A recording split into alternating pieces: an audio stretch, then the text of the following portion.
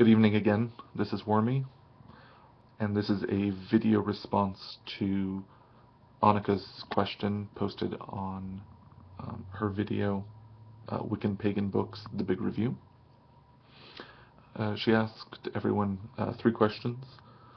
What were the first books you read on neo-paganism and occultism?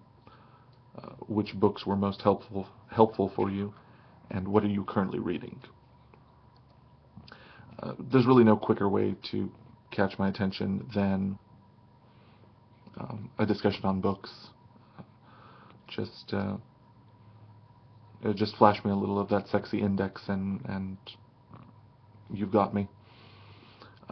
So first, I'm going to kind of answer these in reverse order, starting with what I'm reading at the moment. This is my Kindle. I just finished Philip Heselton's books on entitled Witchfather, Part 1 and Part 2. It's a biography of Gardner. And this is probably an essential read. There's a lot of information. It really gives you kind of an insider look at the Witchfather.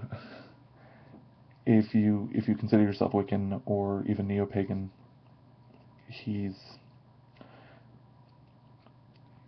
brought the pagan movement to the public eye, and it's good to know something about him. You're going to read it, and sometimes you'll just shake your head and sigh, and sometimes you'll just wish you could, throw back a pint with Gardner at a local pub, although I don't think he drank. He was human, and it's good to capture that essence. I'll say this about Heselton's writing style. It feels a little clunky in that I feel he took copious notes on the subject, but then it's almost like he transcribed the notes directly into the book itself, so it lacks a certain fluidity, lots of information, but not so much on the artistic flair. But an easy read, lots of information, and I do recommend it. So that I just finished. I am rereading Witchcraft Today by Gardner himself. I figured it was a good idea to remind myself on what the Witchfather himself had said about the craft, which is interesting. Page 126, I discovered that he mentioned that the witches that he worked with considered working with the elements themselves dangerous because the elementals were essentially evil. And I didn't remember that from before, and as an elemental witch, I've never sensed anything evil from working with the elementals. Whether you're talking about the guardians themselves or more localized elementals. So maybe there's more context there that you would know if you were initiated. But yeah, anyway, another primer, important material to know. The rest of my books, I'm going to focus on one topic, and that's because of a recent acquisition, this one. Medicinal Plants of the Pacific West. And this is by Michael Moore of the Museum of New Mexico Press. And I'm really excited about this book because there are great line drawings and naturally your Latin names and other names, but in addition it describes, I'm trying to do this one-handed so I apologize for the shakiness, but it'll describe the appearance of the plant, its habitat, which goes great with the little side maps. that shade in the geographic growing regions of every herb. It talks about how to collect the plant, and even collecting and preparation, and then the medicinal uses. So this is a practical guide to the use of herbs, not magical. But since I live in California and I'd like to live in Washington, I figured this would be kind of a must-have for my library. If you're living on the East Coast or Midwest, Southwest desert area, Europe, this book obviously not applicable, but I highly recommend trying to find something similar to your region, or something that covers material for your region. That talks about it from a non-magical perspective. In addition to that, I also purchased, and here you can see a lot of reflection because this is actually still covered in the plastic it came in, A Natural History of Puget Sound Country. Puget Sound is the central Washington state area, and I want to live there. I don't yet, but I want to familiarize myself with the land before I live on it. So I decided to buy this. It's thick and kind of an academic-ish text, as far as I understand. Again, I haven't opened it. But it kind of goes hand in hand with Moore's book.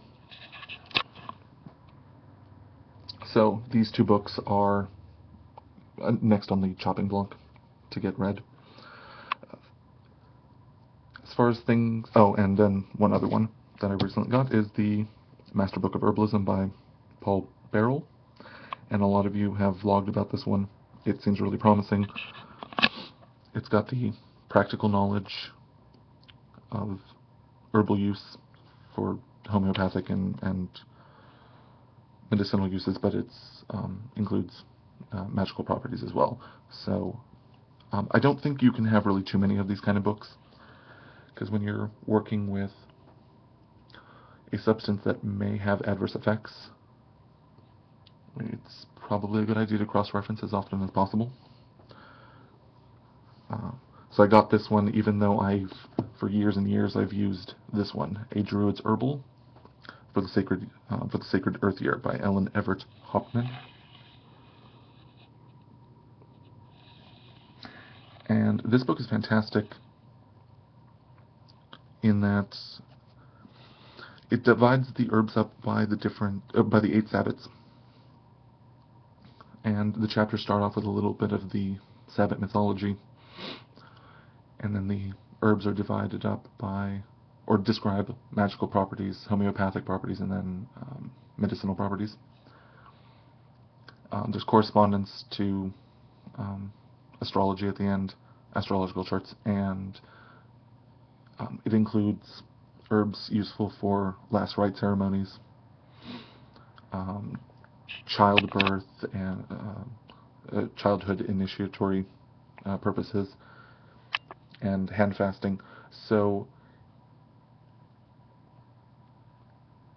it gives you a little bit of the folklore behind the herbs, as well as practical medicinal uses. And yeah, I think this book is great. Another book that I use, which is strictly practical, is Jude's Herbal Home Remedies by Jude C. Williams, M.H. And this has no magical knowledge in it, but it's an easy to reference guide for all sorts of ailments. It describes the herbs themselves and what they can be used for, and then but most of it is, if you have problem X, here's a very simple herbal remedy that you can concoct to help out with that. I also like the fact that there's a chapter on herbal remedies for animals, things like creating your own flea powder. And then, of course, there's a glossary at the end. that talks about the different terms that you may need, like what a tincture is versus a poultice versus, whatever. And of course, a very easy to cross-reference index, because I can't work with a book that doesn't have a good index. Of course, I've got Cunningham's Encyclopedia of Magical Herbs, an all-magical reference guide. It also has line drawings of the plants, some astrological and elemental references, and then only magical uses. But it's still a really good book. I've used it for years. It covers a lot of content in here. It's a Cunningham book. Finally, a book or a set that's been extremely important to me is the Druid Plant Oracle. Now, this is the book where it will describe a card, in this case, mint, and the upright meaning and the downright meaning of the card. This is the deck itself. The illustrations are done by Will Worthington, who's done several tarot decks, the Tree Oracle deck, which I also have. I love the pictures. And there's about 20-something plants in here. For a while when I was in school and on a serious budget, this deck essentially became my connection to the herbal world, because I couldn't afford to